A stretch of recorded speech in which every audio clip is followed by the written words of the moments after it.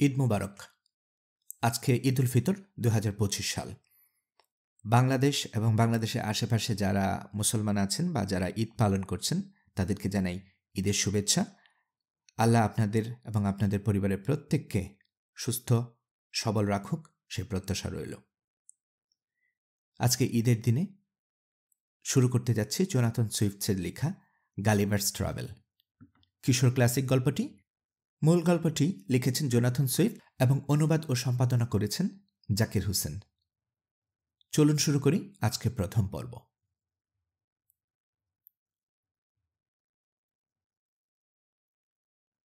নটিংহামশায়ারে আমার বাবার ছোট্ট একটা জমিদারি ছিল।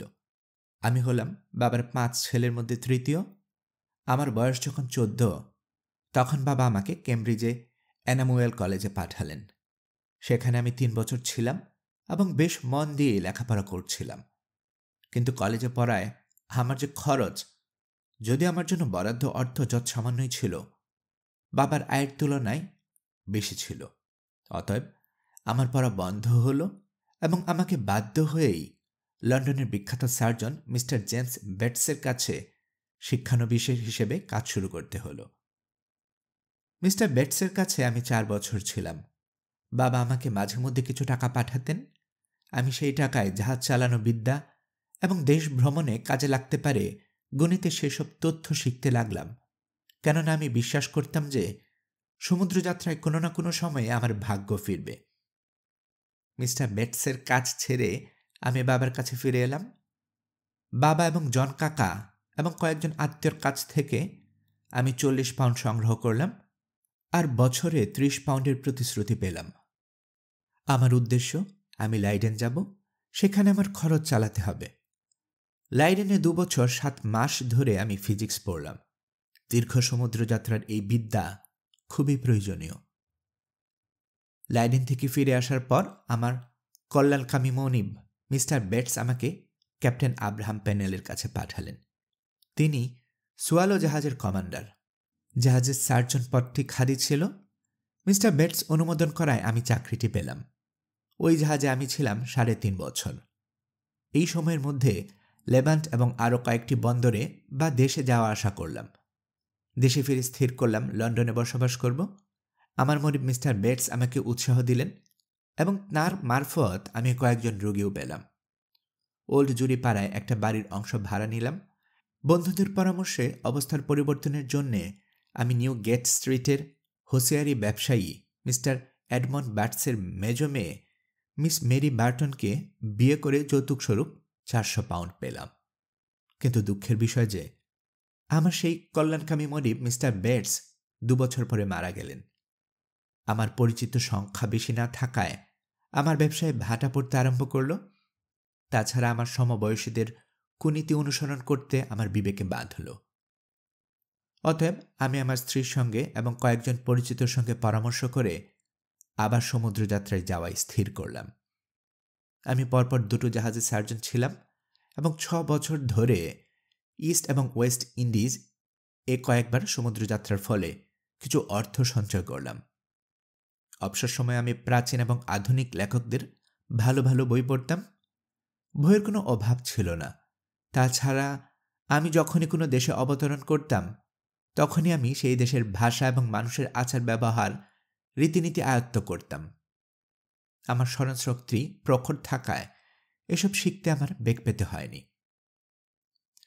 শেষ সমুদ্রযাত্রাটা আমার পক্ষে সৌভাগ্যজনক হয়নি। আমি যেন ক্লান্ত হয়ে পড়লাম। সমুদ্র যেন আর ভালো লাগে না। তাই ঠিক করলাম স্ত্রী এবং পরিবার নিয়ে এবার বাড়িতেই থাকা যাক। ওল্ড জুরি পাড়া থেকে আমি ফেটারলেনে উঠে গেলাম এবং সেখান থেকে ওয়াপিং পল্লী। আশা যে এখানে নাবিকদের মধ্যে আমার পেশা ভালো জমবে, কিন্তু তা হবার নয়। ৩ বছর অপেক্ষা করলাম, কিন্তু বরাত ফিরল না। তখন ভাগ্যক্রমে একটা চাকরি জুটে গেল। ক্যাপ্টেন উইলিয়াম রিচার্ড তার এন্টিলোপ জাহাজ নিয়ে সাউথ সি যাচ্ছেন। ১৬৯৯ সালের ৪ঠা মে আমরা ব্রিস্টল থেকে যাত্রা করলাম এবং গোড়ার দিকে তরতরিয়ে এগিয়ে চললাম।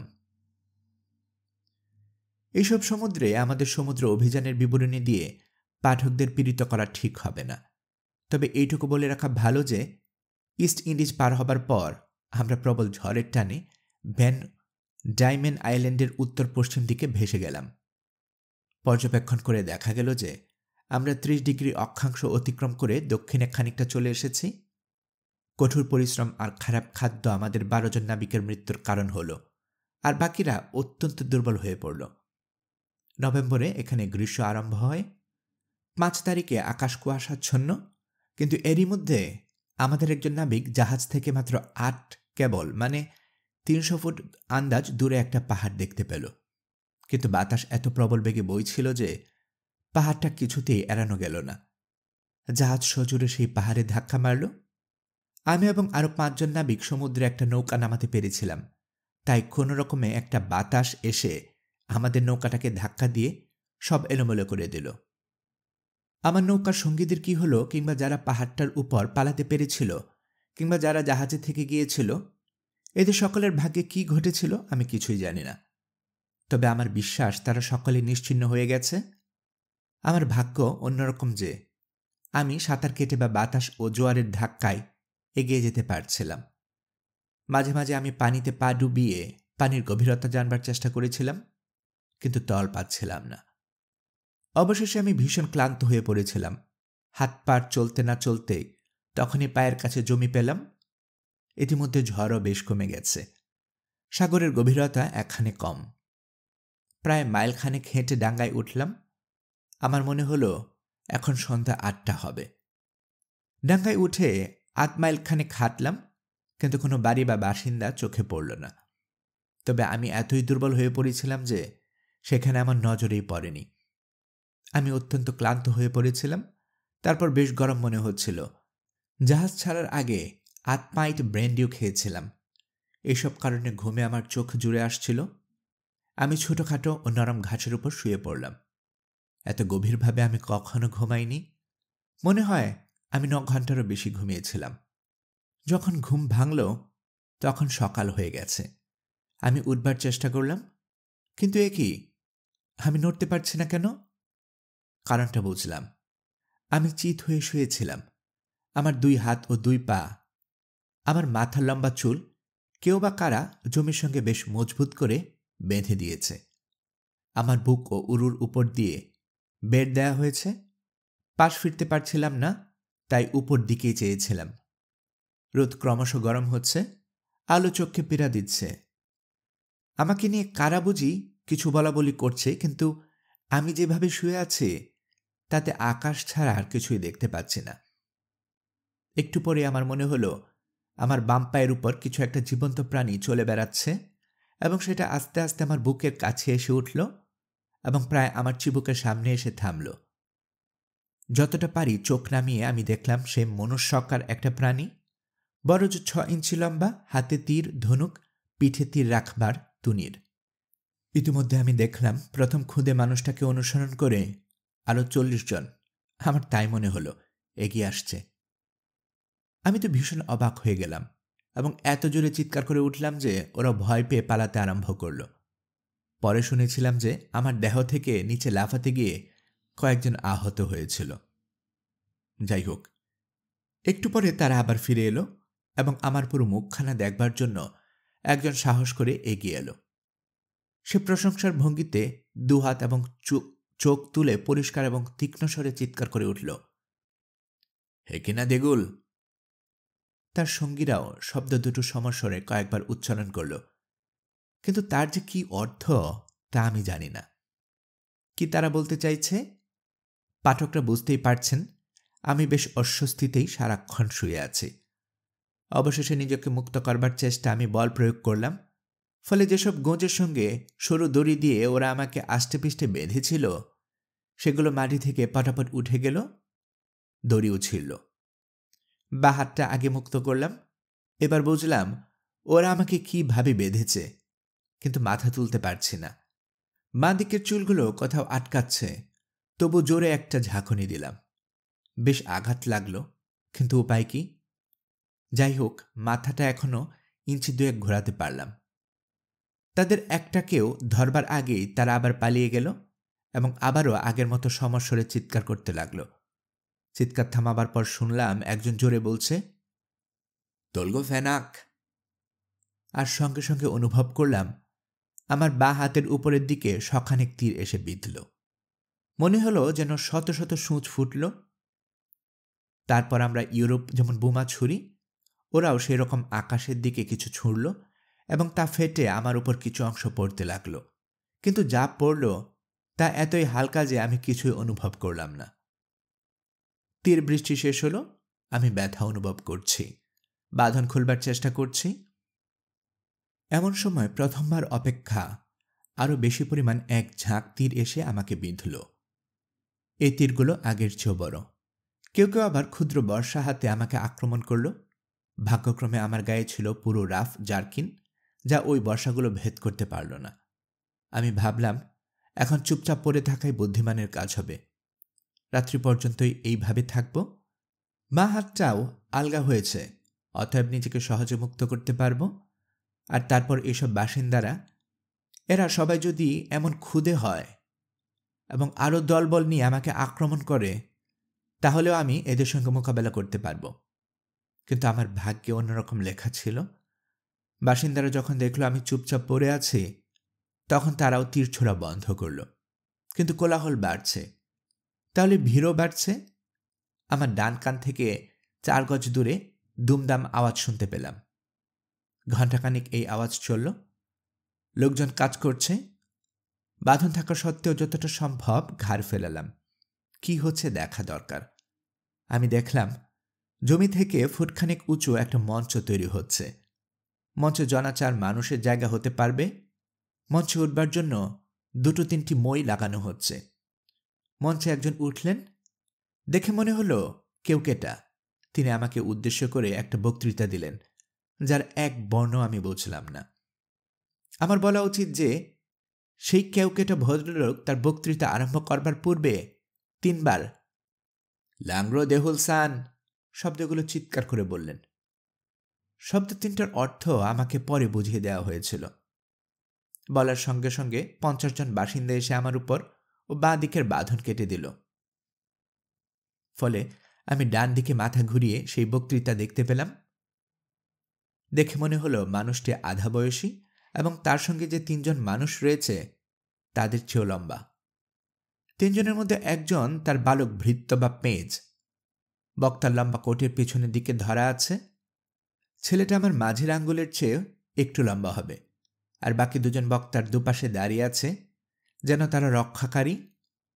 বক্তার সমস্ত বৈশিষ্ট্যগুলোই সুপরিস্ফুট, কখনো নরম, কখনো গরম, কখনো শাসানি, আবার কখনো অনুরোধ। ভাষা না বুঝলেও কণ্ঠস্বর এবং অঙ্গভঙ্গি শুনে ও দেখে তা বুঝতে অসুবিধেই হচ্ছিল না। আমি অত্যন্ত বিনীতভাবে এবং অল্প কথায় জবাব দিলাম। সূর্যের দিকে চেয়ে যেন সূর্যকে সাক্ষী রেখে বাঁ হাত তুলে এবং ডান হাত দিয়ে বারবার আমার মুখ দেখাতে দেখাতে, সব লাজ লজ্জা বিসর্জন দিয়ে আমি তাকে বোঝাতে চাইলাম যে আমি ক্ষুধা এবং তৃষ্ণায় কাতর। সেই জাহাজ ছাড়ার পর থেকে আমার পেটে একটাও দানা পড়েনি। আমি আর দাঁড়াতে পারছি না। হুর্গো, সর্বোচ্চ নেতাকে ওরা এই বলে সম্বোধন করে। এসব অবশ্য পরে জেনেছিলাম। আমার মনোভাব বেশ ভালো করে বুঝতে পারলেন। তিনি মঞ্চ থেকে নেমে এসে আদেশ করলেন, আমার দুদিকে মই খাড়া করা হোক। মই খাড়া হতেই কয়েকশত ক্ষুদ্র মানুষ বা বামন মই বেয়ে উঠতে লাগল। টুকরি ভর্তি মাংস নিয়ে আমার মুখের দিকে এগিয়ে এলো। সেই সর্বোচ্চ নেতা অর্থাৎ রাজা নাকি আমার বিষয় জানতে পেরেই আমার আহারের আয়োজন করেছিলেন। এখন সেই আহার তিনি আমার কাছে পাঠাবার আদেশ দিয়েছেন। খেতে খেতে বুঝতে পারলাম যে বিভিন্ন কয়েক প্রকার প্রাণীর মাংস আমাকে দেয়া হয়েছে, কিন্তু স্বাদ গ্রহণ করে তাদের চিনতে পারলাম না। মাংসের টুকরোগুলো মাটনের টুকরোর মতো গর্দান, রান ইত্যাদি চেনা যাচ্ছিল, কিন্তু খুবই ক্ষুদ্র। আমি তো একসঙ্গে 2-3টি মুখে পুড়ছিলাম। আর পাউরুটি, সেগুলো আমার বন্দুকের বুলেটের চেয়েও ছোট, তাও একসঙ্গে 3টে করে গালে পুড়ছিলাম। যত তাড়াতাড়ি পারছিল তারা আমার খাবার জুগিয়ে যাচ্ছিল এবং এত দ্রুত সব সাফ হয়ে যেতে তারাও অবাক হয়ে যাচ্ছিল। চোখ বড় বড় করে দেখছিল, হয়তো ভাবছিল কোথা থেকে একটা রাক্ষস এলো। আমার খিদেও পেয়েছিল ভীষণ। তারপর আমি ইশারা করলাম যে আমার কিছু পানীয় চাই। আমার খাওয়ার বহর দেখে ওরা বুঝতে পেরেছিল কি পরিমাণ পানীয় আমার লাগবে। ক্ষুধে হলেও ওদের ছোট্ট মাথায় বুদ্ধি আছে। ওরা ওদের সবচেয়ে বড় পিপে এনে কায়দা করে আমার মুখের কাছে ধরল। আমি তা এক চুমুকে শেষ করলাম। কতটুকুই বা আর হবে? বড় জোর 1/2 পাইন্ট। বেশ সুস্বাদু, অনেকটা বার্গান্ডির মতো। ওরা আরও এক পিপে নিয়ে এলো, তাও শেষ করে আবার আনতে বললাম। কিন্তু ওদের আর মজুদ নেই, ভাড়ার শেষ। ওরা আমার কাণ্ড কারখানা দেখে আনন্দে উল্লসিত। আমার বুকের উপর উঠে নৃত্য আরম্ভ করে দিল এবং আগের মতো হেকিনা দেগুল ধ্বনি দিতে থাকল। ওরা এবার আমাকে ইশারা করে বলল পিপে দুটো দিয়ে ফেলে দিতে। সেই সঙ্গে তারা জনতাকে সতর্ক করে দিল, সরে যাও, সরে যাও। বুরাজ মিভোলা বলে তারা চিৎকার করতে আরম্ভ করল। জনতা সরে গেল। আমি পিপে দুটোকে আকাশের দিকে ছুড়ে দিলাম। তাদের তাই না দেখে সে কি উল্লাস! আবার তারা হেকিনা দেগুল ধ্বনি দিতে থাকল। আমার দেহের উপর দিয়ে যখন বামনরা দলে দলে ছুটোছুটি করছিল, তখন আমার ভারী লোভ হচ্ছিল যে গোটা 50 বামনকে ধরে মাটিতে আছাড় মারি। তবে ওরা আমাকে কিছু আঘাত করলেও আমার তো কোনো ক্ষতি হয়নি। তাছাড়া ওদেরই আমি ইঙ্গিতে জানিয়েছি ক্ষতি করার ইচ্ছে আমারও নেই এবং আমি তাদের সম্মান করি। অতএব আমি আমার কুচিন্তা মন থেকে দূর করলাম। তাছাড়া আতিথ্যের মর্যাদা রক্ষা করা উচিত। ওরা ইতিমধ্যেই আমার জন্য প্রচুর ব্যয় করেছে, যথেষ্ট উদারতা দেখিয়েছে। এই ক্ষুদে মানবগুলোর নির্ভীকতার প্রশংসা না করে পারা যায় না। আমার ডান হাত মুক্ত ছিল। ইচ্ছে করলে ওদের প্রচণ্ড আঘাত করতে পারতাম, তথাপি ওরা আমাকে দানব সদৃশ্য জেনেও নির্ভয়ে আমার দেহের উপর হেঁটে চলে বেরিয়েছে। কিছুক্ষণ পরে যখন তারা বুঝল যে আমি আর মাংস খেতে চাইছি না, তখন আমার কাছে মহামান্য সম্রাট প্রেরিত একজন উচ্চপদস্থ রাজকর্মচারী এলেন। তিনি আমার ডান পায়ের দিকে থেকে উঠে আমার দেহের উপর দিয়ে বরাবর হেঁটে আমার মুখের কাছে এলেন। সঙ্গে অবশ্য 12 জন অনুচর। তারপর তিনি সিলমোহরাঙ্কিত একটা পরিচয়পত্র আমার চোখের সামনে আন্দোলিত করতে করতে এবং কোনো রকম রাগ প্রকাশ না করে প্রায় 10 মিনিট ধরে বক্তৃতা দিলেন।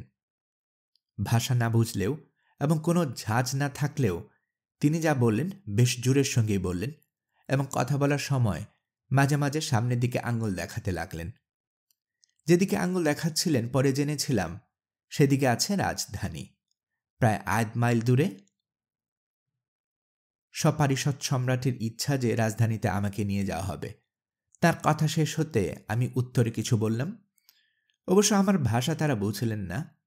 তারপর আমি সাবধানে আমার মুক্ত বা হাত তুললাম, যাতে নাকি সে রাজকর্মচারী এবং তার অনুচরদের দেহে আঘাত না লাগে, এবং আমার শরীরের বন্ধন দেখিয়ে ইশারায় বোঝালাম যে আমাকে বন্ধনমুক্ত করা হোক। তার পরবর্তী ভঙ্গি দেখে বুঝলাম যে তিনি আমার কথা বুঝেছেন, কিন্তু ঘাড় নেড়ে জানালেন আমাকে মুক্তি দেয়া হবে না। আমাকে বন্দি করেই রাজধানীতে নিয়ে যাওয়া হবে। তারপরে আমাকে ইশারায় জানালেন যে আমাকে যথেষ্ট খাদ্য এবং পানীয় দেওয়া হবে এবং ভালো ব্যবহার করা হবে। বন্দি করা হবে? ভালো লাগলো না। ভাবলাম বাঁধন ছিঁড়ে ফেলি, কিন্তু তক্ষণই মনে পড়ল খুদে বামনদের সূচের মতো ধারালো তীর তখন আমার মুখে এবং অন্যত্র বেশ কয়েকটা বিধে রয়েছে। যেখানে বিধে ছিল সেই জায়গাগুলো এখনও জ্বালা করছে। এখন ওরা দলে আরও ভারী। আমি বাঁধন ছিঁড়তে গেলেই ঝাঁকে ঝাঁকে তীর বর্ষণ করা হবে। তখন আমি ইশারা করে জানালাম ওরা আমাকে নিয়ে যা ইচ্ছা করতে পারে। আমার ইঙ্গিত বুঝতে পেরে সৌজন্য প্রকাশ করে এবং হাসিমুখে অনুচর সহ হুর্গো নেমে গেল। একটু পরে আমি খুব গোলমাল শুনলাম এবং একটা কথা প্যাপলম সেলান বারবার শোনা যেতে লাগলো। আমার বাঁ দিকে অনেক মানুষ এসে আমার বাঁধনগুলো তাড়াতাড়ি খুলে দিল, ফলে আমি ডান পাশে ফিরতে পারলাম এবং অনেকক্ষণ যাবৎ আটকে রাখা মূত্র ত্যাগ করতে লাগলাম। এই দৃশ্য দেখে এবং মূত্র বন্যাস্রোতে ভেসে যাওয়ার আতঙ্কে ক্ষুদে মানুষগুলো ইতস্তত ছিটকে পড়ল। ইতিমধ্যে তারা আমার মুখে এবং হাতে তীর লাগা আহত স্থানগুলো সুগন্ধি একটা মলম লাগিয়ে দিয়েছিল, যার ফলে আমার সকল জ্বালা যন্ত্রণার উপশম হয়েছিল। ওরা আমাকে পর্যাপ্ত আহার এবং পানীয় দিয়েছিল, পেট ভরে খেয়েছি। এখন যন্ত্রণার উপশম করার ফলে আমি ঘুমিয়ে পড়লাম। আমি প্রায় 8 ঘন্টা ঘুমিয়েছিলাম এবং পরে জেনেছিলাম যে সম্রাটের আদেশে রাজচিকিৎসক মদের পিপিতে ঘুমের ঔষধ মিশিয়ে দিয়েছিল। আমি অনুমান করেছিলাম যে আমি দ্বীপে পা দেবার পর ঘুমিয়ে থাকার সময় কোনো দূত মারফত সম্রাট খবর পেয়েছিলেন। সম্রাট তখন মন্ত্রিসভার সঙ্গে পরামর্শ করে আমাকে বেঁধে ফেলার হুকুম দেন। যখন আমি ঘুমোচ্ছিলাম তখনই আমাকে বেঁধে ফেলা হয়েছিল, এবং কিভাবে বাধা হয়েছিল তাও আমি আগে বলেছি। তখন এও স্থির করা হয় যে আমার জন্য প্রচুর পরিমাণ খাদ্য এবং পানীয় পাঠানো হবে, এবং রাজধানীতে আমাকে বয়ে নিয়ে যাওয়ার জন্য একটা কোনো মেশিন তৈরি করা হবে। সিদ্ধান্তটি দুঃসাহসিক এবং বিপজ্জনক মনে হতে পারে, তবে আমার বিশ্বাস যে এমন অবস্থায় ইউরোপের কোনো রাজা এমন আয়োজন করতেন না। আমার মতে এরা যা করেছে তা বিবেচনাপ্রসূত এবং উদার, কারণ আমি যখন ঘুমিয়েছিলাম তখন এরা তীর ছুড়ে এবং বর্ষার আঘাত করে আমাকে হত্যা করবার চেষ্টা করতে পারত। তাহলে প্রথম আঘাতে আমার নিদ্রা ভঙ্গ হতো এবং ক্রোধান্বিত হয়ে আমি বল প্রয়োগ করে আমার বাঁধন ছিঁড়ে ওদের হত্যা করে নিতে পারতাম। ওরা বাধা দিতে পারত না, আমার দয়াও আশা করতে পারত না। এই ক্ষুদে মানুষগুলো গণিতবিদ্যায় পারদর্শী এবং সম্রাটের কাছ থেকে উৎসাহ পেয়ে ওরা যথেষ্ট কারিগরি জ্ঞান আয়ত্ত করেছে। গাছের গুঁড়ি এবং ভারী ওজন বইবার জন্য রাজকুমার কয়েকটা মেশিনের চাকা বসিয়েছে। বনে যেখানে উপযুক্ত কাঠ পাওয়া যায় সেখানে বড় বড় যুদ্ধজাহাজ তৈরি করেছে, যার মধ্যে কয়েকটা 9 ফুট লম্বা। তারপর সেগুলো ওই চাকাওয়ালা ইঞ্জিনে চড়িয়ে 300-400 গজ দূরে সমুদ্রে নিয়ে গেছে। সর্বাপেক্ষা বড় ইঞ্জিন তৈরি করবার জন্য তারা অবিলম্বে 500 ছুতুর এবং ইঞ্জিনিয়ার লাগিয়ে দিল। কাঠের একটা ফ্রেম তৈরি করা হলো 7 ফুট লম্বা, 4 ফুট চওড়া, মাটি থেকে 3 ইঞ্চি উঁচু, যাতে 22টা চাকা লাগানো হলো। আমি দ্বীপে পৌঁছাবার 4 ঘন্টা পরেই এটির নির্মাণ কার্য আরম্ভ হয়েছিল। একটু আগে যে গোলমাল শুনেছিলাম তা হলো ওই ইঞ্জিনটির আগমন। আমার পাশেই ওটা সমান্তরালভাবে রাখা হলো, কিন্তু মূল সমস্যাটা হলো আমাকে সেই যানটির উপর তোলা। এই জন্যে 1 ফুট লম্বা 80টি খুঁটি পোতা হলো। ওদের মান অনুযায়ী মোটা দড়ির ডগায় হুক লাগানো হলো আমার গলায়। হাতে বুকে পায়ে ব্যান্ডেজ বাঁধা হলো। সেই ব্যান্ডেজে হুক আটকে আমাকে তোলা হবে আর কি। খুঁটির মাথায় এবার পুলি চাকা লাগানো হলো। তারপর হুকগুলো ব্যান্ডেজে আটকে 900 জন পালোয়ান হেইয়ো হেইয়ো করে প্রায় 3 ঘন্টা চেষ্টার পর আমাকে সেই গাড়িতে তুলে আষ্টে পিষ্টে বাঁধল। এই কাজটা করা হয়েছিল যখন আমি সুরার সঙ্গে মেশানো সেই ঘুমের ওষুধ খেয়ে গভীর ঘুমে অচেতন ছিলাম। সম্রাটের সবচেয়ে বড় 1500টি ঘোড়া, যেটার উচ্চতা প্রায় 4.5 ইঞ্চি, সেই গাড়ির সঙ্গে জুড়ে দেওয়া হয়েছিল। তারপর টানতে টানতে 8 মাইল দূরে আমাকে রাজধানীতে নিয়ে যাওয়া হয়েছিল। আমাদের যাত্রা আরম্ভ হবার 4 ঘন্টা পরে একটা মজার দুর্ঘটনার ফলে আমার ঘুম ভেঙে গেল। পথে গাড়ি বিকল হয়ে যাওয়ায় মেরামতের জন্য থামানো হয়েছিল। সেই সময় আমি কেমন করে ঘুমোচ্ছিলাম তা দেখবার জন্য কৌতূহল দমন করতে না পেরে 2-3টি স্থানীয় ছোকরা গাড়ির উপর উঠে পড়ে তারপর আমার গায়ের উপর দিয়ে আস্তে আস্তে হাঁটতে হাঁটতে আমার মুখের উপর এসে ওঠে। তাদের মধ্যে একজন বুঝি ছিল রক্ষীদের হাবেলদার। সে আমার নাকের ভেতর দিয়ে তার বর্ষার অর্ধেকটা ঢুকিয়ে দেয়, ফলে আমার নাকে সুরসুরি লাগে এবং আমি সজোরে ও সশব্দে এমন হাঁচি দেই যে ওরা উড়ে যায়। আমার হঠাৎ ঘুম ভেঙে যাওয়ার কারণটা আমি 3 সপ্তাহ পরে জানতে পেরেছিলাম। বাকি সময়টা দীর্ঘ যাত্রা। রাত্রি হলো, বিশ্রাম নেবার জন্য এক জায়গায় থামা হলো। আমার দুদিকে 500 রক্ষী, তাদের অর্ধেকের হাতে 3 ধনুক। আমি নড়বার চেষ্টা করলেই আমাকে তীরবিদ্ধ করা হবে। পরদিন সকালে আবার যাত্রা এবং দুপুর নাগাদ নগর তরুণের 200 গজের মধ্যে এসে পৌঁছালাম। আমাদের সঙ্গে মিলিত হবার জন্য সভাসদসহ সম্রাট স্বয়ং এসেছেন, কিন্তু তার মন্ত্রীরা তাকে কিছুতেই আমার শরীরের উপর উঠতে দেবে না। কে জানে, যদি তার কিছু বিপদ ঘটে। আমার গাড়ি যেখানে থামল তার কাছে ছিল একটা প্রাচীন মন্দির, সারা রাজত্বের সবচেয়ে বড়। কিছুদিন পূর্বে এই মন্দিরে একটা অস্বাভাবিক হত্যাকাণ্ড হয়েছিল, সেজন্য মন্দিরটি কুলসিত বলে বিবেচিত হতো। মন্দির থেকে সমস্ত রত্ন এবং অলঙ্কার এবং আসবাবপত্র সরিয়ে ফেলা হয়েছিল এবং মন্দিরটি বর্তমানে অন্য সাধারণ কাজে ব্যবহৃত হতো। সাব্যস্ত করা হলো যে এই ভবনে আমাকে রাখা হবে। উত্তর দিকে সামনের ফটক 4 ফুট উঁচু এবং প্রায় 2 ফুট চওড়া। গুটিয়ে গুটিয়ে আমি এর ভেতর দিয়ে ঢুকতে পারি। গেটের দুপাশে দুটো ছোট জানালা। জমি থেকে 6 ইঞ্চি উঁচু। বাঁদিকের জানালায় রাজার কামার 91টি শেকল লাগিয়ে দিল। ইউরোপের মেয়েদের ঘড়ি থেকে যেমন চেন ঝুলে, এই শেকলগুলো সেই রকম। সেই শেকল টেনে এনে আমার বা পায়ে লাগিয়ে 36টা ত্রালা আটকে দেয়া হলো, যাতে আমি পালাতে না পারি। এই মন্দিরের বিপরীত দিকে 20 ফুট দূরে প্রায় 5 ফুট উঁচু একটা গম্বুজ রয়েছে। আমাকে দেখবার জন্য সম্রাট তার দরবারে কয়েকজন অমাত্যকে নিয়ে সেই গম্বুজে উঠলেন। আমাকে দেখবার জন্য আমার তো মনে হলো শহর থেকে লাখখানেক মানুষ এসেছিল এবং প্রহরীদের বাধা উপেক্ষা করে 1010 মানুষ মই বেয়ে আমার উপর উঠেছিল। কিন্তু একটা রাজকীয় ঘোষণা দ্বারা আমার উপর উঠা নিষিদ্ধ করে দেয়া হলো। আদেশ উপেক্ষা করল মৃত্যুদণ্ড। কর্মীরা যখন বুঝল যে আমার পক্ষে পলায়ন অসম্ভব, তখন তারা আমার দেহবন্ধনগুলো কেটে দিল। তখন আমি উঠে দাঁড়ালাম, যদিও আমার মেজাজ যারপন্যায় বিরক্ত। কিন্তু আমাকে উঠে দাঁড়াতে এবং চলতে দেখে তারা বিহব্বল হয়ে যে শোরগোল তুলল তা আর বলা যায় না। আমার মা পায়ে যে শেকল আটকে দেওয়া হয়েছিল তা প্রায় 200 গজ লম্বা, ফলে আমি অর্ধবৃত্তাকারের মধ্যে আশু পিচ করে চলতে পারছিলাম। কিন্তু গেট থেকে মাত্র 4 ইঞ্চি তফাতে আমার বা পা শেকলে বাঁধা। তারপর আমি গুড়ি মেরে মন্দিরের মধ্যে পুরো শরীরটা ঢুকিয়ে দিতে পারছিলাম।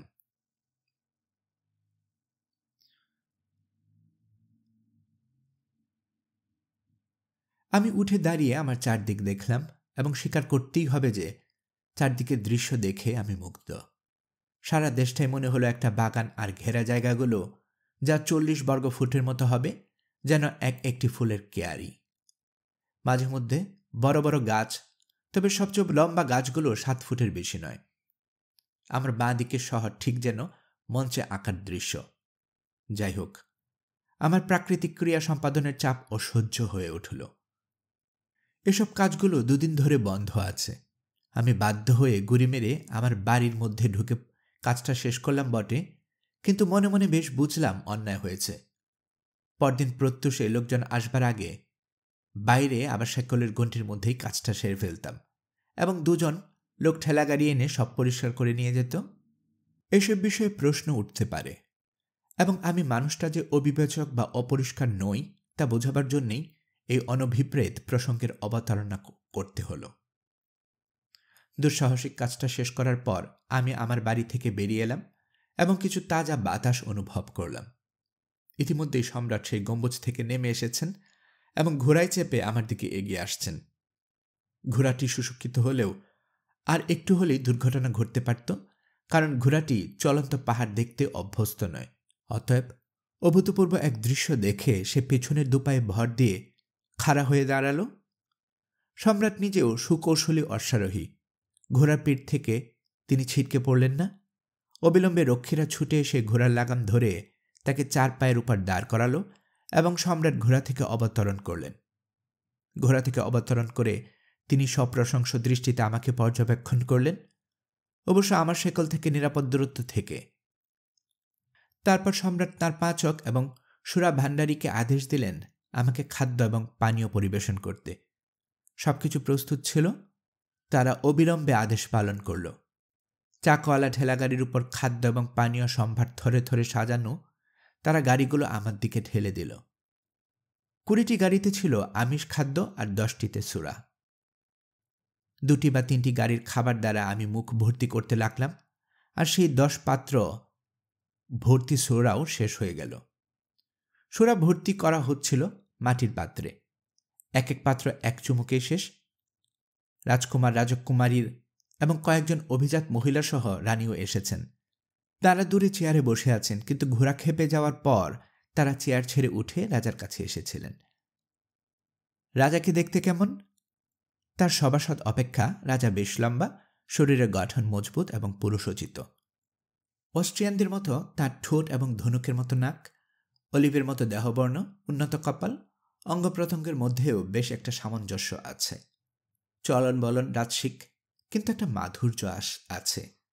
বয়সে যৌবন উত্তীর্ণ, 28 বছর পার হয়েছে। তার মধ্যে তিনি 7 বছর সগৌরবে রাজ্য শাসন করেছেন।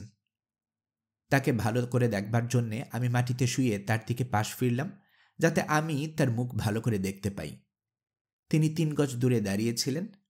পরে অবশ্য আমি তাকে অনেকবার আমার হাতের উপর তুলে নিয়েছিলাম এবং তাকে ভালো করে লক্ষ্য করেছি এবং তার নিখুঁত বর্ণনাই পেশ করেছি। তার পোশাকটি না এশীয় না ইউরোপীয়। মাথায় ছিল রত্নখচিত স্বর্ণমুকুট, যার শীর্ষে পালক শোভা পাচ্ছিল। যদি আমি আক্রমণ করি এই আশঙ্কায় আত্মরক্ষার জন্য হাতে রেখেছিল খোলা তলোয়ার। তলোয়ারটি প্রায় 3 ইঞ্চি লম্বা। তলোয়ার হাতল ও খাপ যা কোমরে ঝুলছিল তা সোনার, উপরে উজ্জ্বল হিরে বসানো। তার কণ্ঠস্বর তীক্ষ্ণ, কিন্তু উচ্চারণ বেশ স্পষ্ট ও সাবলীল, এবং আমি উঠে দাঁড়ালেও তার কথা বেশ শুনতে পাচ্ছিলাম। মহিলা এবং সভাসদদের পোশাক বেশ আড়ম্বরপূর্ণ। তারা সকলে যেখানে দাঁড়িয়েছিল সেই জায়গাটি মনে হচ্ছিল যেন সোনার উপরে কাজ করা মহিলাদের রঙিন ছায়া বিছিয়ে দেওয়া হয়েছে। মহামান্য সম্রাট প্রায়ই আমার সঙ্গে কথা বলছিলেন। আমি উত্তর দিচ্ছিলাম, কিন্তু আমরা কেউই কারো কথা এক বর্ণ বুঝতে পারছিলাম না। কয়েকজন পুরোহিত এবং আইনবিদও তাদের পোশাক দেখে আমি অনুমান করলাম ছিলেন। রাজা তাদের আদেশ করলেন আমার সঙ্গে কথা বলার জন্য, এবং আমিও কখনো উচ্চস্বরে কখনো কোমল স্বরে নিজের ভাষা এবং আমার যত ভাষা জানা ছিল, যত ডাচ, ল্যাটিন, ফরাসি, স্পেনীয়, ইটালীয় ভাষায় কথা বললাম, কিন্তু বৃথা। প্রায় 2 ঘন্টা পরে সপারিষদ সম্রাট চলে গেলেন এবং কিছু অতি কৌতূহলী দর্শকের হাত থেকে আমাকে রক্ষা করবার জন্য কড়া পাহারায় রেখে গেলেন। তবু দর্শকদের ঠেকানো যায় না। কয়েকজন বেশ খানিকটা এগিয়ে এসে আমাকে লক্ষ্য করে তীর ছুটতে লাগল। একটা তীর তো একটু হলেই আমার বা চোখে বিঁধে যেত। রক্ষী বাহিনীর কর্নেল ওদের 6 জনকে মেরে ফেললেন। তিনি ভাবলেন আমার হাতে ছেড়ে দিলেই ওদের উপযুক্ত শাস্তি দেয়া হবে। এই মনে করে সেই 6 জনকে আমার হাতের কাছে নিয়ে এলো তার বর্ষার খোঁচা দিতে দিতে। আমি আমার ডান হাত দিয়ে তাদের খপ করে ধরে ফেললাম। 5 জনকে আমার পকেটে রাখলাম এবং একজনকে আমার হাতে তুলে নিয়ে আমার মুখের সামনে এনে এমন ভঙ্গি করলাম যে তাকে বুঝি জ্যান্তই খেয়ে ফেলব। বেচারা ভীষণ ভয় পেয়ে চেঁচাতে লাগল। তারপর আমি পকেট থেকে যখন আমার পেন্সিল কাটা ছুরি বার করলাম, তখন তো কর্নেল ও তার সঙ্গীরা সত্যিই ভয় পেয়ে গেল। কিন্তু আমি ওদের ভয় ভেঙে দিলাম। বন্দির বাঁধন খুলে দিয়ে তাকে আস্তে আস্তে নামিয়ে দিতেই সে ছুটে পালালো। পকেটে যারা ছিল তাদেরও একে একে বের করে এনে আমি ছেড়ে দিলাম। লক্ষ্য করলাম যে আমার রক্ষীগণ এবং সমবেত জনতা আমার এই দয়া দেখে বেশ প্রীত হল এবং তারা এই ঘটনাটি আমার অনুকূলে রাজসভায় জানিয়েছিল। রাত্রে আমার বাড়িতে ঘুমোতে বেশ অসুবিধা হতো, তবুও 15 দিন আমাকে স্রেফ মাটির উপর মেঝেতে বেশ কষ্ট করে শুতে হয়েছিল। ইতিমধ্যে রাজামশাই আমার জন্য বিছানা তৈরি করার হুকুম দিয়েছিলেন। গাড়ি বোঝাই করে ওদের মাপের 6 বিছানা আনা হলো এবং 150টি করে বিছানা প্রথমে আমার মাপ অনুযায়ী সেলাই করে 4 ভাঁজ করা হলো। তারপর সেই মাপে বিছানার চাদর, ঢাকা ও গায়ে দেবার কম্বলও তৈরি করে দেয়া হলো।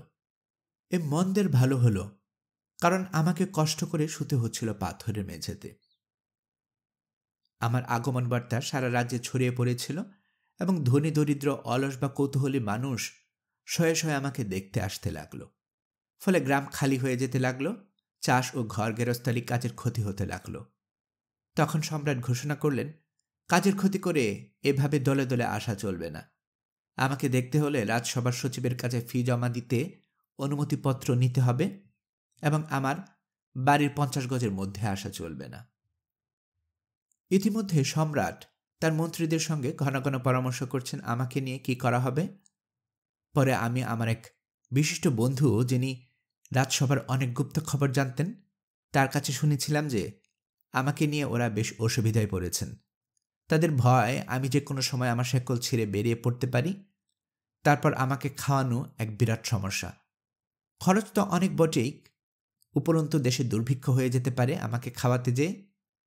একসময় ওরা স্থির করেছিল আমাকে অনাহারে রেখে মেরে ফেলবে, কিংবা আমার মুখ ও হাতে বিষাক্ত তীর মেরে আমাকে হত্যা করবে। কিন্তু আরেক সমস্যা, মরে গেলে আমার বিরাট মৃতদেহ নিয়ে কি করবে? সেটা তো পৌঁছবে, শহরে মরক দেখা দেবে, সারা রাজ্যেও মরক ছড়িয়ে যেতে পারে। আমাকে নিয়ে যখন এই আলোচনা চলছে, তখন সৈন্যবাহিনীর কয়েকজন অফিসার মন্ত্রণা সভার দ্বারে উপস্থিত হলেন। এদের মধ্যে 2-1জনকে ভেতরে ঢুকতে দেওয়া হলো। তারা আমার বিষয়ে একটা বিবৃতি দেন। বিশেষ করে আমি যে 6 জন অপরাধীর সঙ্গে ভালো ব্যবহার করেছি তা শুনে মহামান্য সম্রাট এবং তার সভাসদ বিশেষভাবে প্রভাবিত হয়ে মত পরিবর্তন করেন। সম্রাট সঙ্গে সঙ্গে এক ঘোষণা জারি করেন যে রাজধানীর 900 গজের মধ্যে যে সমস্ত গ্রাম আছে তাদের আমার আহারের জন্য প্রতিদিন সকালে 6টি রুটি, 40টি ভেড়া এবং অন্যান্য আহার্য দ্রব্য সরবরাহ করতে হবে এবং সেই সঙ্গে উপযুক্ত পরিমাণে রুটি, সোড়া এবং অন্যান্য পানীয় দিতে হবে। এসবের যথাযোগ্য দাম দেবার জন্য সম্রাট তার কোষাগারকে নির্দেশ দিলেন। রাজার নিজস্ব খাস ভূসম্পত্তি থেকে আয় আছে, কিন্তু তা সত্ত্বেও জরুরি সময়ে প্রজাদের উপর একরকম চাপ মাঝে মধ্যে পড়ে। যেমন যুদ্ধের সময় আমার ঘর গেরস্থলে কাজের জন্য একটা সংস্থা গঠিত হলো, যেখানে 600 ব্যক্তি নিযুক্ত করা হলো। তাদের থাকবার জন্য আমার সুবিধামতো আমার বাড়ির দুধারে তাঁবু ফেলা হলো এবং তাদের রক্ষণাবেক্ষণ এবং বেতনেরও ব্যবস্থা করা হলো। দেশের ফ্যাশন অনুযায়ী আমার পোশাক তৈরির জন্য 300 দর্জি নিয়োগ করা হলো। সম্রাটের সেরা 6 জন পণ্ডিতকে নিয়োগ করা হলো আমাকে দেশের ভাষা শেখাবার জন্য। সম্রাট আরও নির্দেশ দিলেন যে তার এবং মান্যবর ব্যক্তিদের এবং সম্রাটের রক্ষীদের অশ্বারোহ বাহিনী এখন থেকে আমার সামনে কুচকাওয়াজ করবে, যাতে পরস্পরের সঙ্গে পরিচয় সহজ হয় এবং আমিও তাদের রীতিনীতি জানতে পারি। সম্রাটের সমস্ত আদেশ অক্ষরে অক্ষরে পালন করা হতে থাকল এবং আমিও প্রায় 3 সপ্তাহের মধ্যে তাদের ভাষা অনেকটা শিখে ফেললাম। এ সময়ের মধ্যে সম্রাট কয়েকবার আমার কাছে এসে আমাকে সম্মানিত করেছেন এবং ভাষা শিক্ষাদানে আমাদের শিক্ষকদের সঙ্গে তিনি যোগ দিয়ে আমাকে উৎসাহিত করেছেন। আপাতত আমরা উভয়ে কাজ চালানোর ভাষায় কথাবার্তা বলতে আরম্ভ করেছিলাম। প্রথম যে শব্দগুলো আমি আয়ত্ত করেছিলাম তার দ্বারা আমি প্রতিবারেই নতজানু হয়ে রাজার কাছে আবেদন করতাম যে তিনি যেন আমাকে মুক্তি দান করেন। তিনি বললেন তার আগে আমাকে অবশ্যই তার প্রতি এবং তার রাজ্যের প্রতি আমার তরফ থেকে শান্তির প্রতিশ্রুতি দিতে হবে। তিনি আরও বললেন যে আমার প্রতি দয়া প্রদর্শন করা হবে এবং ইতিমধ্যেই আমি যেন ধৈর্য সহকারে তার এবং তার প্রজাদের সম্বন্ধে উচ্চ ধারণা পোষণ করতে শিখি। তিনি এহেন ইচ্ছাও প্রকাশ করলেন যে আমাকে যদি সার্চ করার আদেশ দেয়া হয় তাহলে আমি যেন কিছু মনে না করি, কারণ আমার কাছে যেসব অস্ত্র আছে সেগুলো বিপজ্জনক। বুঝলাম যে প্রজাদের ভয় থেকে মুক্তি দেয়ারই রাজার উদ্দেশ্য। আমি কথায় ও ইশারায় রাজাকে বললাম যে তাকে সন্তুষ্ট করার জন্যে আমি আমার পোশাক খুলে ফেলতে প্রস্তুত আছি এবং আমার পকেটগুলো উল্টে তাকে দেখাতে পারি। তিনি বললেন যে রাজ্যের আইন অনুসারে আমাকে তার 2 জন অফিসার সার্চ করবেন, তবে এজন্য তারা আমার অনুমতি নেবেন এবং আমার সহযোগিতা চাইবেন। আমার উদারতা এবং বিচার বুদ্ধির উপর তাদের বিশ্বাস জন্মেছে এবং তিনি আমাকে সার্চ করবার জন্য নির্ভয়ে অফিসার প্রেরণ করতে পারেন, কারণ আমি তাদের কোনো ক্ষতি করব না। অফিসাররা যদি আমার কোনো জিনিস আটক করে তাহলে আমি যখন এই দেশ ছেড়ে চলে যাব তখন সেগুলো আমাকে ফেরত দেয়া হবে, অথবা আমি যে দাম ধার্য করে দেব তারা সেই মতো দাম মিটিয়ে দেবেন। 2 জন অফিসার এলেন। আমি তাদের আমার হাতের চেটুই তুলে নিলাম। তারপর প্রথমে আমি তাদের আমার কোটের পকেটে এবং অন্যান্য পকেটে নামিয়ে দিলাম, কিন্তু আমার যে ঘড়ি বা চূড়া পকেট ছিল সেগুলো তাদের দেখতে দিলাম না, কারণ সেই সব পকেটে আমার একান্ত ব্যক্তিগত কিছু সামগ্রী আছে যা কারো কাজে লাগবে না। ঘড়ির পকেটে আমার রূপোর ঘড়ি ছিল এবং একটা চূড়া পকেটে একটা থলেতে বেশ কিছু সোনা ছিল। ভদ্রলোকদের সঙ্গে কালি, কলম এবং কাগজ ছিল। আমাকে সার্চ করে তারা যা যা দেখেছে তার একটা বিস্তারিত তালিকা লিখে ফেলল। তালিকাটি তারা সম্রাটকে দেখাবে। ওদের তালিকা দেখে আমি সেটি যথাযথ ইংরেজিতে অনুবাদ করে নিলাম। তালিকাটি এরকম: প্রারম্ভে বিশাল মানুষ, পাহাড়ের। ওদের কুইনবাস ফ্লেস্টিন শব্দ দুটির অনুবাদ। ডান দিকে কোটের পকেটে, বুক পকেটে খুঁটিয়ে সার্চ করে আমরা এমন একটা চৌখো মোটা কাপড় পেলাম যেটা মহামান্য সম্রাটের স্টেট রুমে বিছিয়ে দেওয়া যায়। বাঁদিকের পকেটে পাওয়া গেল রূপোর একটা মস্ত বড় বাক্স, যার ঢাকনাটিও ওই একই ধাতুর তৈরি, কিন্তু আমরা অনুসন্ধানকারী ঢাকনাটি তুলতে পারছিলাম না। আমরা সেটি খুলতে চাই কিন্তু পারছি না। অবশেষে বাক্স খোলা গেল। তখন আমাদের একজন বাক্সের মধ্যে নামতেই একটা নরম গুরু পদার্থের মতো তার হাঁটু পর্যন্ত ডুবে গেল এবং সেই গুরু পদার্থ কিছুটা ছিটিয়ে পড়তেই আমাদের নাকে মুখে লাগলো এবং আমরা হাসতে আরম্ভ করলাম। আর ওয়েস্টকোটের ডান দিকের পকেটে কোনো সাদা পাতলা পদার্থের বেশ পুরো একটা বান্ডিল। বান্ডিলটি তার দিয়ে বাঁধা এবং কালো সংখ্যা দ্বারা চিহ্নিত। বোধহয় কিছু লেখা আছে। প্রতিটি অক্ষর আমাদের হাতের চেটুর সমান। বাদিকের ইঞ্জিনের মতো কি একটা রয়েছে যা থেকে লম্বা লম্বা দ্বারা বেরিয়েছে। আমাদের অনুমান এটি দিয়ে মানুষ পাহাড় তার চুল আছড়ায়। অনুমান এই জন্য যে আমরা তাকে বারবার প্রশ্ন করে বিরক্ত করিনি, কারণ আমাদের কথা তাকে বোঝাতে ব্যাগ পেতে হচ্ছিল। তার কোমরের নিচে পরিহিত রানফুলো বিচেস এর ডান পকেটে এক মানুষ সমান লম্বা ফাঁপা লোহার তৈরি একটা বস্তু পেলাম, আর সেই স্তম্ভের সঙ্গে কাঠ ও লোহার তৈরি কিছু লাগানো রয়েছে। এটি কি বস্তু আমরা বুঝতে পারলাম না। বাঁ দিকের পকেটে অনুরূপ একটা ইঞ্জিন ছিল। ডান দিকের একটা ছোট পকেটে কতগুলো সাদা এবং লাল ধাতু নির্মিত চাকতি রয়েছে, কয়েকটা সরু এবং মোটা কিংবা ছোট ও বড় নানান আকারের। সাদা চাকতিগুলো বোধহয় রূপোর তৈরি, এত ভারী যে সেগুলো আমরা তুলতেই পারছিলাম না। বাঁ দিকের পকেটে বিচিত্র আকারের দুটো কালো থামের মতো বস্তু ছিল, কিন্তু আমরা পকেটের নিচে থাকায় উপরে দেখতে পারছিলাম না। তবু আমাদের মনে হচ্ছিল সে দুটি বিপজ্জনক কিছু হবে। তখন আমরা তাকে প্রশ্ন করলাম। সে দুটো সে বার করে আমাদেরকে খুলে দেখিয়ে বলল যে এটি দিয়ে সে দাড়ি কামায় আর অপরটি দিয়ে মাংস কাটে। তার সেই রানফুলো এর উপরের কোমরে দুটো ছোট ছোট পকেট রয়েছে যার মধ্যে আমরা প্রবেশ করতে পারিনি। ডান দিকের পকেট থেকে ঝুলছিল রূপোর একটা চেন। চেনের শেষে কি আছে তা দেখবার জন্য আমরা সেটি বার করতে গেলাম। চেনটিকে টান দিয়ে সে বেশ বড় গোলাকার একটা বস্তু বার করল, যার এক পিঠ ধাতু নির্মিত, অপর পিঠ কোনো স্বচ্ছ পদার্থ দিয়ে ঢাকা। সেই স্বচ্ছ পদার্থের ভেতরে আমরা দেখতে পাচ্ছি যে গোলাকার পদার্থটির ভেতরের কিনারা বারবার একই মাপ বজায় রেখে বেশ বড় দাগ এবং ফাঁকা আছে ছোট ছোট। দাগগুলো আমরা হাত দিয়ে স্পর্শ করতে গেলাম, কিন্তু সেই স্বচ্ছ পদার্থটি ভেদ করতে পারলাম না। বস্তুটি সে আমাদের কানের কাছে নিয়ে এলো। ভেতরে ক্রমাগত একটা শব্দ হচ্ছে, যেন ওয়াটার মিল চলছে। আমরা অনুমান করলাম যে এটা কোনো অচেনা প্রাণী অথবা তার পুজো করবার নিজস্ব কোনো দেবতা। দেবতাই হবে বোধহয়, কারণ আমরা তাকে প্রশ্ন করতে সে বলল এরই নির্দেশে সে চলে। তার সঙ্গে পরামর্শ না করে সে কিছু করে না এবং তার জীবনের সব কাজের সময় সে ঠিক করে দেয়।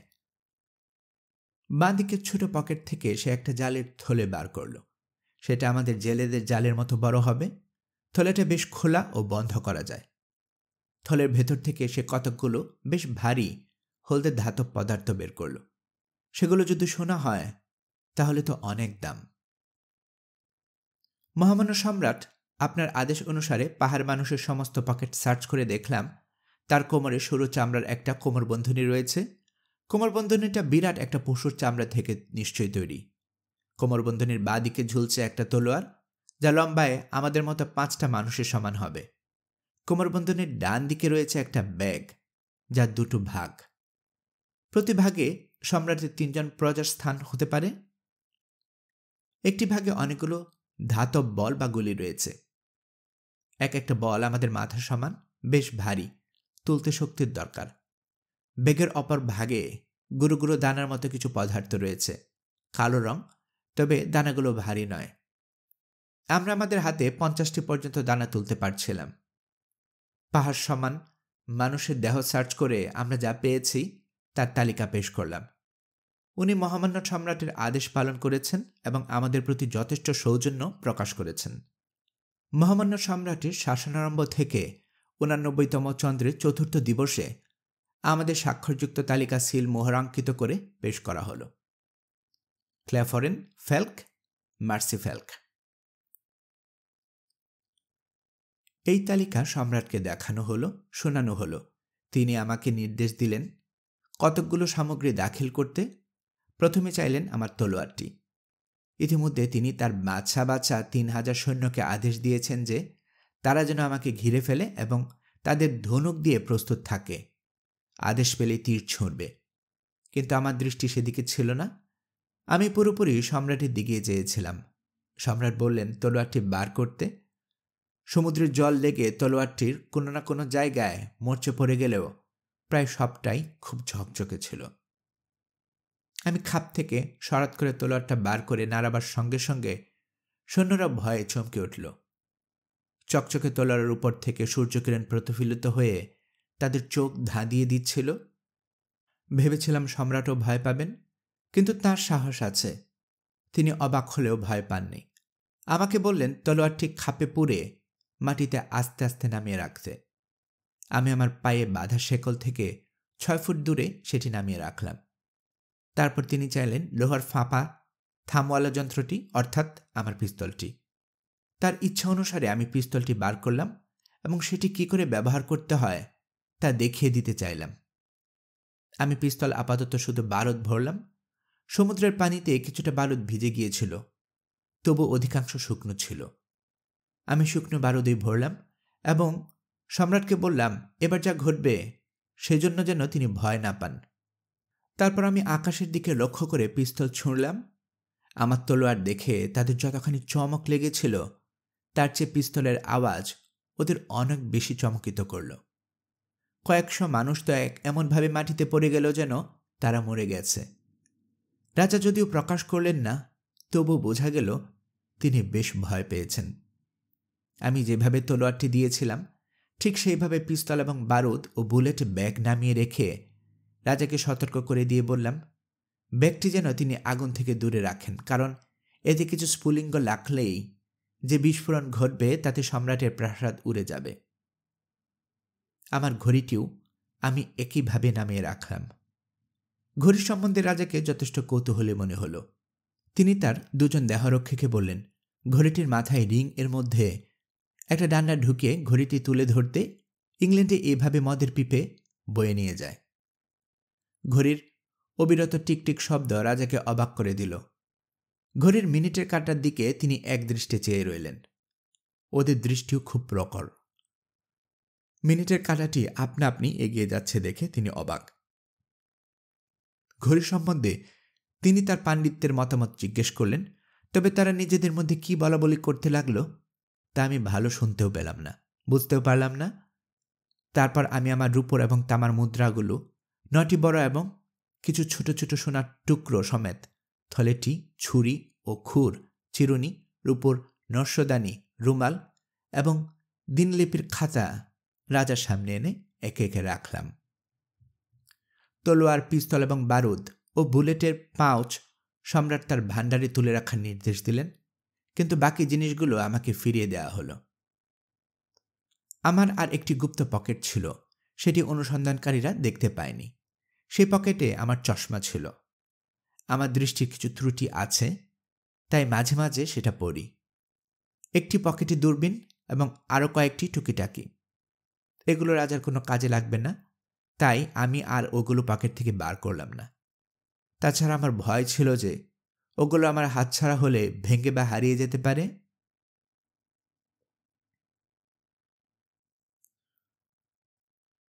গল্পকণনে এতক্ষণ আপনারা শুনছিলেন জোনাথন সুইফটের লেখা গালিভারস ট্রাভেল এর প্রথম পর্ব। আমি নিয়মিতভাবে গল্প পাঠ করে আপনাদেরকে শোনাচ্ছি। গল্প পাঠ ভালো মনে করে থাকলে আমার এই গল্পটি আপনার বন্ধুবান্ধব, প্রিয়জন সবার কাছে শেয়ার করবেন, তাতে করে তারা এই গল্পটি শোনার সুযোগ পাবে। আপনারা ভালো থাকবেন সেই প্রত্যাশায় এখানে বিদায় নিচ্ছি।